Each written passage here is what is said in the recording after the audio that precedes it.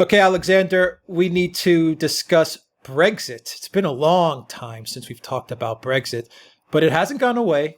It's still, there's still a Brexit looming over the UK and over the European Union.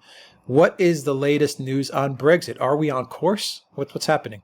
Yes, I think we are on course, and that's really very interesting because one of the most striking facts about Britain at the moment is that we've had lots of news. We've had the pandemic, we've had the economic crisis that goes with the pandemic, we've had all kinds of things going on around, Britain and politics, and there's been a crisis brewing in Scotland and all this. But it's become absolutely clear that the big dividing line amongst the British people, the thing that they still care about most, the one that drives politics, is actually Brexit. And it explains an awful lot about our politics at the moment, which we'll talk about shortly in another video, perhaps. But the point is that it's absolutely clear to me that the Johnson government has no option but to press forward with Brexit by the end of the year, that it would be in very serious trouble if it didn't. And it's taken certain steps over the last couple of days to reassure its supporters that it is actually going to see Brexit through and Brexit done. And what they are saying is there will have to be either a no-deal Brexit entirely, which is what we're looking at increasingly. It's becoming very difficult to see any other possibility than a no-deal Brexit. Or they will go for the lightest possible type of Brexit, a kind of Brexit which will be some, reductions in tariffs, but one which will not in any way restrict Britain's capacity to do trade deals. And that has to be sorted out before the end of the year. So they're actually giving Brussels now, take it or leave it, making take it or leave it demands of Brussels, which is, I think, astonished the people in Brussels. There's been some talk of changing the EU's Brexit negotiator, Michel Barnier, because I think they've only now finally grasp the fact that this is actually going to happen in earnest. And of course, the government has now done an extraordinary thing, which is that it said that it will keep the United Kingdom united and that it's prepared to make regulations for Northern Ireland, which will change the terms of the withdrawal agreement. You remember that they did this withdrawal agreement last year. That will change the terms of the withdrawal agreement unilaterally, and that they're prepared to do that even if it breaks international law. Now, I think the reason they've done that again is in order to make it absolutely clear to Brussels that they are totally in earnest about this.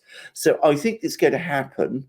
What I would say is that on the other side, the anti-Brexit side, we've seen a major escalation in the media over the last couple of days and weeks, with more and more demands that there be an extension, that we can't have this sorted out by the end of this year as it's supposed to be. So they're demanding an extension. They demand, that negotiations go on beyond the end of the year, that the law in effect be changed, that they be prepared to do all of those things. In other words, kick the ball down the road indefinitely until we finally get supposedly the deal that is going to be optimal to us, which of course they see as a deal which basically keeps Britain in close economic harness with the EU. I'm going to say something else, which is one of the things that, for me, has completely undermined that argument, is that we've been hearing for years all this flesh-creeping talk about what a disaster a no-deal Brexit would be. And they came up with economic figures. These are the Remainers, which supposedly showed what a disaster it would be. And these suggested that that Britain might lose 8% of GDP growth, not an actual reduction, GDP growth, over 15 years. Well, that's not going to be noticeable. I mean, 8%, it's not going to be noticeable. And besides which, over 15 years, I mean, anything can happen in the world economy. There might be another financial crisis, or there might be, the most extraordinary boom, or there might be any kind of thing. You cannot make those kind of predictions over 15 years. And I think they actually undermined their case by making that prediction. It was supposed to scare people.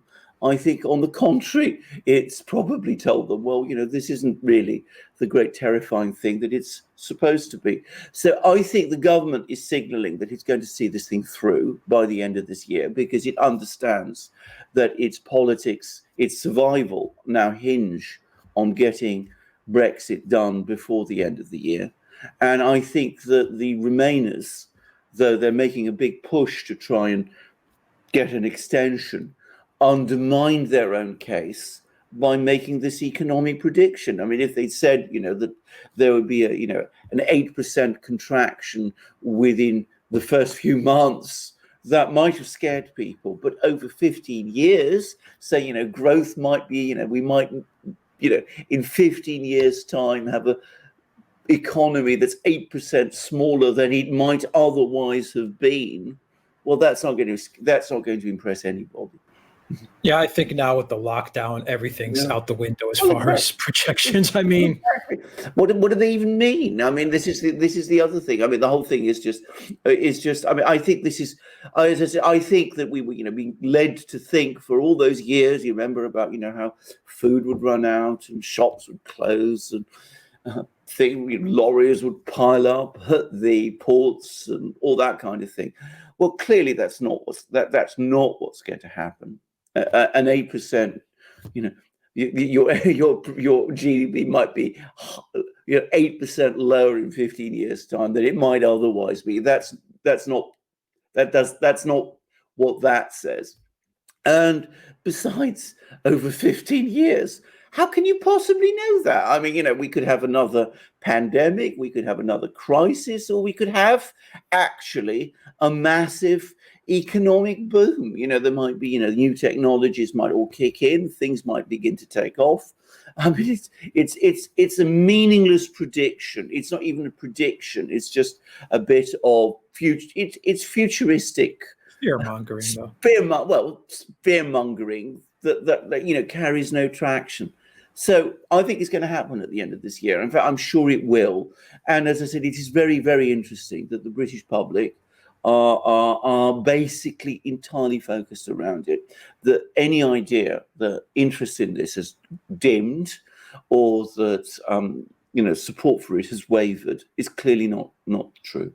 Can you get into, you mentioned Scotland in the beginning, can you get into what's going on with Scotland? And can you also elaborate a little bit more on Northern Ireland?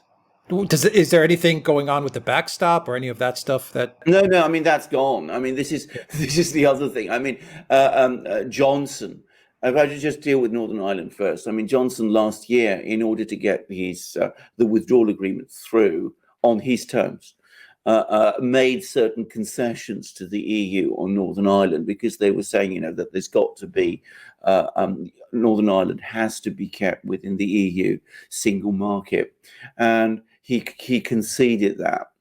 And what he's now prepared to do, and he's saying it quite openly, is that he was forced to make that concession, and he's now going to go back on it. He's passed legislation in Britain which entitles him to do that.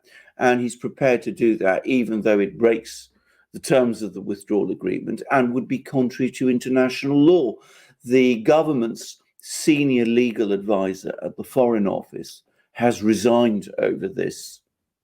But, the government shrugged their shoulders and will just plow on, it seems. So to me, I think that was intended as a clear signal to Brussels that Johnson is absolutely in earnest about this. So that was what that was all about. Now, I think there will be some people in Northern Ireland who will be unhappy with that, because there's strong pro-Remain sentiment in Northern Ireland. And I think some people in the Catholic nationalist community will be very unhappy if that threat, that implied threat within what Johnson says he would do, is actually implemented, because it might mean some kind of a harder border between the North and the South. But as a demonstration of seriousness to the people in Brussels, it's actually a very dramatic one. It's something which I am sure that none of them there expected. Now, Scotland is what we have in Scotland is that there is the Scottish Nationalist Party has formed the government of Scotland. They've been talking for some time about holding a referendum in Scotland for Scottish independence. There is a election to the Scottish Parliament pending, which the Scottish Nationalist Party, the SNP, is expected to win by a landslide. Scotland has a very strong pro-Remain majority. That's partly, I think, in order to differ, on the part of Scottish voters, because it somehow differentiates Scotland from England. I don't think it's ever really been thought out in that way. But what is being said is that if Britain breaks away from the EU without a deal, pro-Remain Scotland might push even harder for independence, and that once the Scottish Parliament elections are out of the way, the SNP government in Scotland will then hold a referendum on independence. Now, the thing to understand about that, and it's beginning to look a bit like the Catalonia situation, is that referendum on independence could only be held in Scotland legally if the government in London agrees. Boris Johnson has said that he will not agree. So that creates the prospect for a big political and constitutional clash between the government in Edinburgh, in Scotland, and the government in London. I'm not sure how that's going to play out, but I will say this.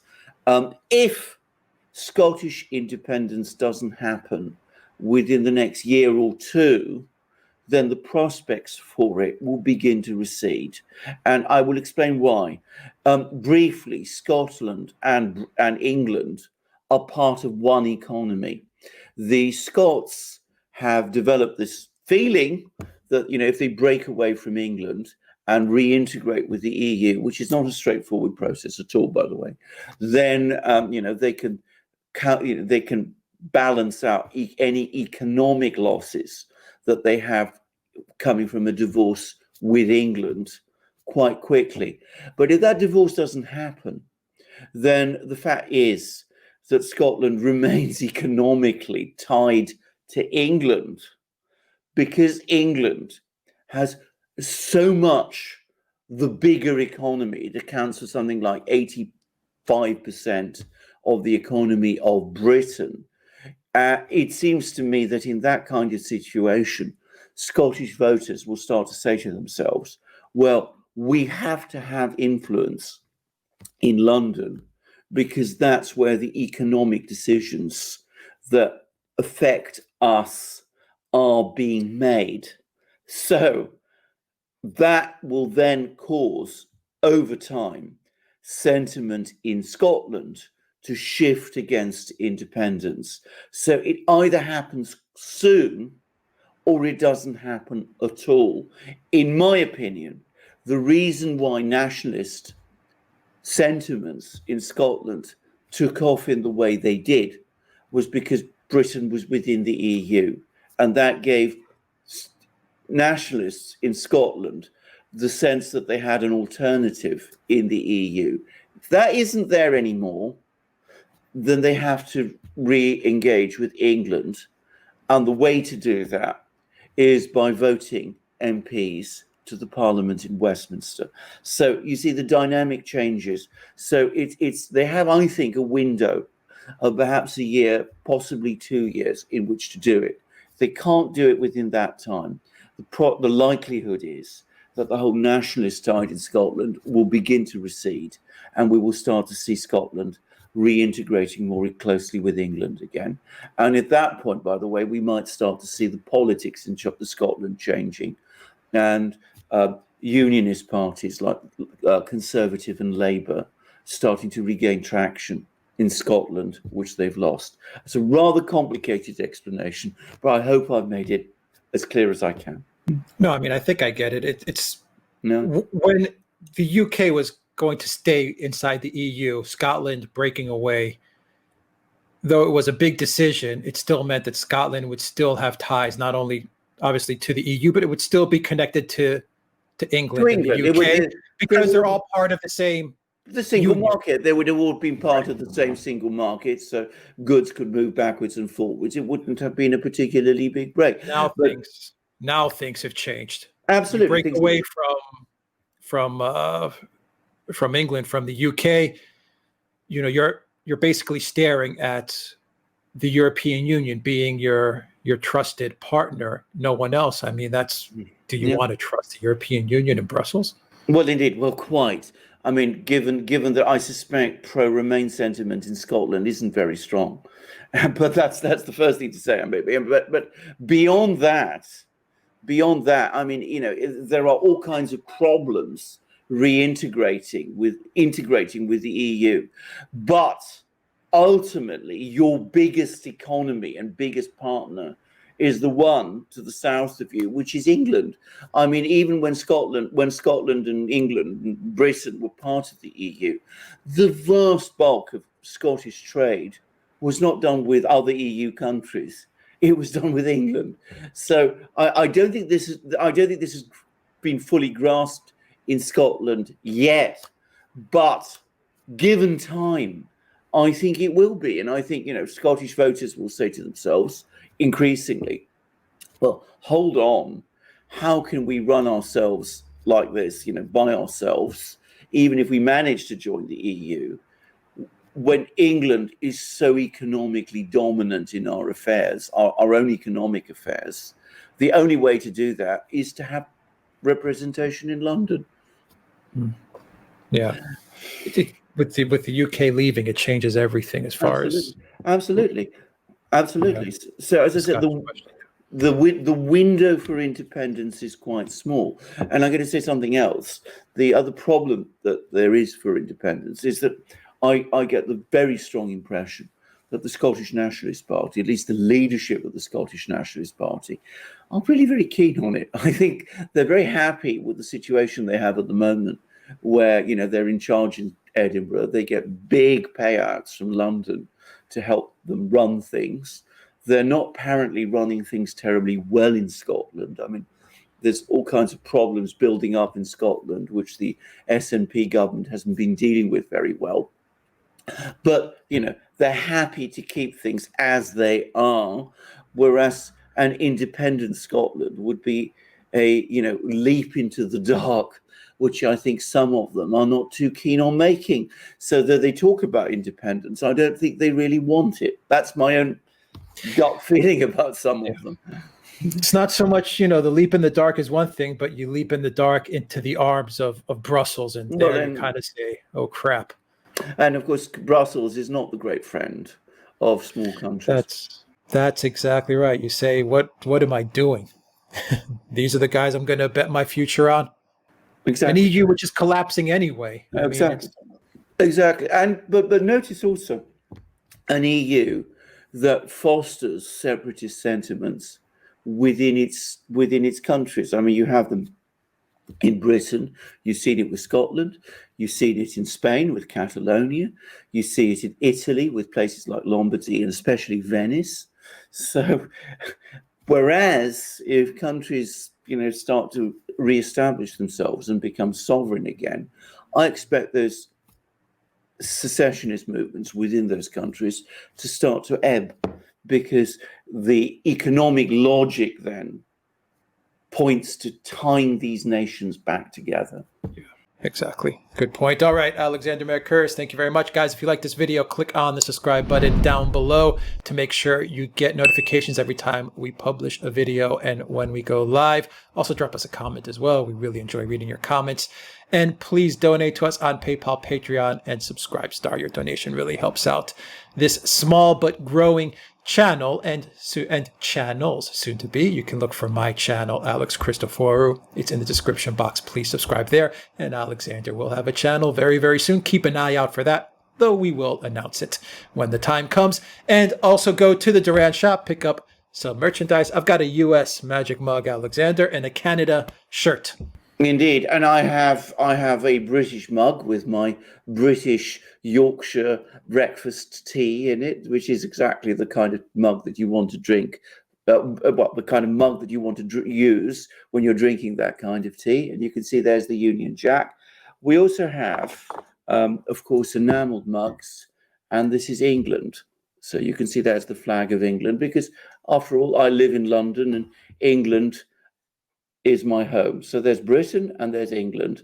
And I should say that I'm one of those people who very much wants to see the United Kingdom hold together, though I'm, absolutely a peaceful man. If Scotland wants to go, well, there it will be. But those are my sentiments. So there's Britain and England, the best mugs in the world, the porcelain one, the magic mug, the amazing magic mug, the enameled mug, which is wonderful for taking outdoors, as I did when I was walking in the Peak District National Park with my wife and my dogs just a few weeks ago. So they're the perfect mugs for those things. And of course, you've got mugs with all sorts of other flags. There's also the United States, you can see it there. And there's Australia too. And we've also got smaller mugs. This one has Greece, which is, of course, the country of the nation of my birth. So we have all of these wonderful mugs. We've also got amazing shirts, also with national flags on. And by the way, if you can't find your own flag, either on our mugs or our shirts, wait a little, because our shop is expanding its lines. But, drop us a line if you can't see it before very long, and we'll see what we can do. But we got these amazing shirts. I think Alex has one of our new shirts with a flag on him. In fact, it's Canada, so there you go. And we've also got amazing hats. We've got truckers' hats and baseball caps and embroidered caps, and we've got also hats and caps coming with national flags on them, so keep an eye out for those too. And of course, we've got our ebooks. So you'll find all of these amazing and wonderful things in our shop.